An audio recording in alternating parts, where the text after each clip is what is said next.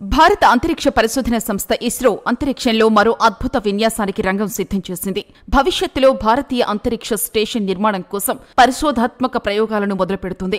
ఇందులో భాగంగా శ్రీహరికోటలోని మొదటి ప్రయోగ వేదిక నుండి ఈ నెల 30వ తేదీ రాత్రి 9:58 PSLV C-60 రాకెట్ ను ప్రయోగించనున్నది. ఈ రోజు రాత్రి 8:58 కౌంట్ డౌన్ ప్రక్రియ ప్రారంభం.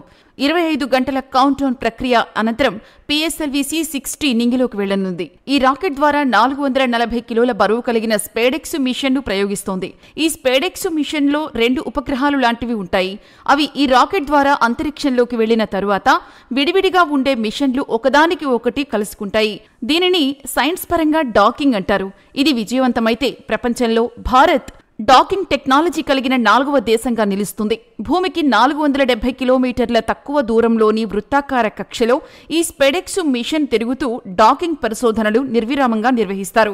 భవిష్యత్తులో ఇస్రో నిర్మించనున్న భారతీయ అంతరిక్ష స్టేషన్ కు వ్యోమగాములు వెళ్లినప్పుడు వారు వెళ్లిన మిషన్ ను అంతరిక్ష స్టేషన్ కు అనుసంధానం చేయడం, తిరిగి రావాలనుకున్నప్పుడు విడిపోవడం వంటి డాకింగ్ టెక్నాలజీపై పరిశోధనలు నిర్వహించడానికి ఈ స్పెడెక్స్ మిషన్ ను ఇస్రో ప్రయోగిస్తోంది. ఈ ప్రయోగం విజయాన్ని అందుకుంటే డాకింగ్ టెక్నాలజీ సామర్థ్యం గల ఎలైట్ స్పేస్ క్లబ్ లో ఇస్రో భాగమవుతుంది.